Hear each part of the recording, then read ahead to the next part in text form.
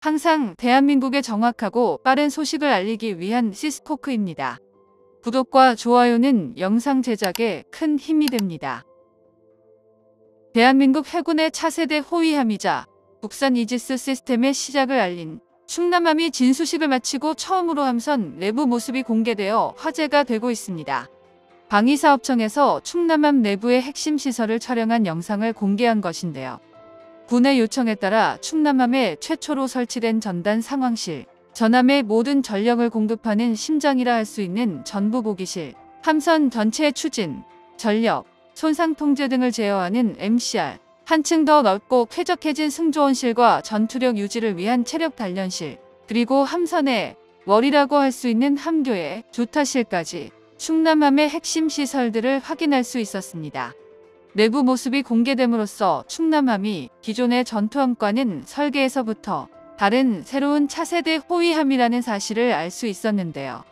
대한민국 해군 전력의 팽창을 경계하고 있는 중국과 일본에서 충남함의 실체가 공개되자 대대적인 보도를 하며 한국 해군의 대양 진출에 경각심을 가져야 한다고 경고하고 있다고 합니다.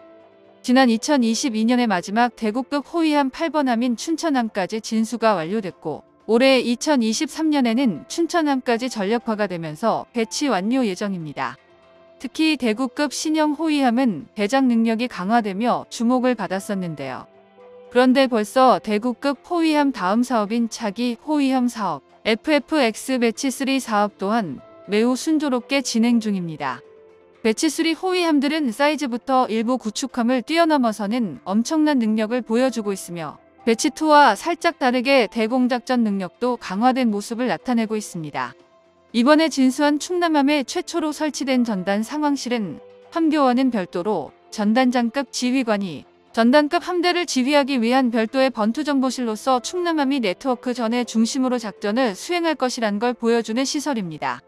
영상에서 보시다시피 아직 충남함 내부의 장비가 다 설치되지 않았다는 걸 확인할 수 있는데요.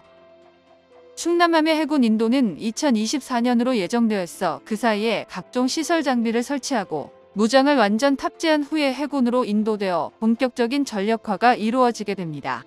진정으로 충남함이 완성되려면 아직 1년이 남았다는 뜻인데요.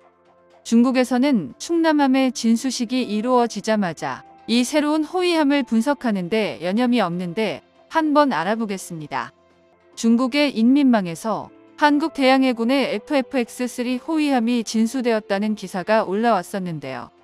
본 기사에서는 대한민국 해군의 FFX3급 첫 호위함인 충남함이 진수되었다는 소식을 전하며 한국이 2027년까지 충남급 호위함 총 6척을 건조하여 대양해군을 구성할 계획이라고 전했습니다.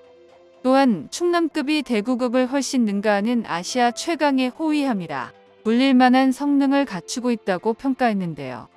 충남함과 일본의 최상급 호위함들과 비교하며 충남함이 함대함 미사일 성능, 함대지 포격, 방공 역량에서 5위를 차지하고 있다고 강조했습니다. 충남급은 16셀의 한국형 수직발사 시스템을 탑재하여 중국과 일본의 동급 호위함들을 능가하는 강력한 화력을 갖추고 있습니다. 여기에 국산 대잠 어뢰인 홍상어와 청상어를 탑재하여 뛰어난 대장 교전 능력까지 갖추었죠. 또한 함선의 근접방어 무기체계로 국내에서 개발한 CIWS-2가 한국 해군 함선 중 최초로 충남함에 탑재될 예정인데요. 그리고 중국 전문가들이 충남함에서 가장 주목한 부분은 충남함에 최초로 탑재된 국산 다기능 배열 레이더였습니다. 충남함에는 중국 전문가가 4,000톤급 호위함에는 너무 크다고 말할 정도로 거대한 사면 위상 배열 레이더가 탑재되어 있는데요.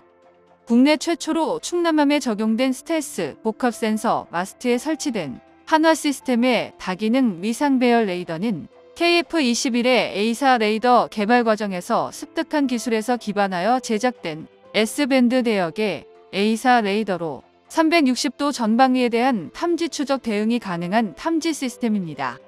이 새로운 국산 레이더는 대한민국 해군에 큰 의미를 가지고 있는 탐지 체계인데요. 그동안 대한민국 해군의 이지스 전력은 미국에 전적으로 의존해 왔었습니다. 해군이 미국 군수기업들의 갑질에 어쩔 수 없이 참아왔던 것도 대체가 불가능한 이지스 시스템 때문이었죠.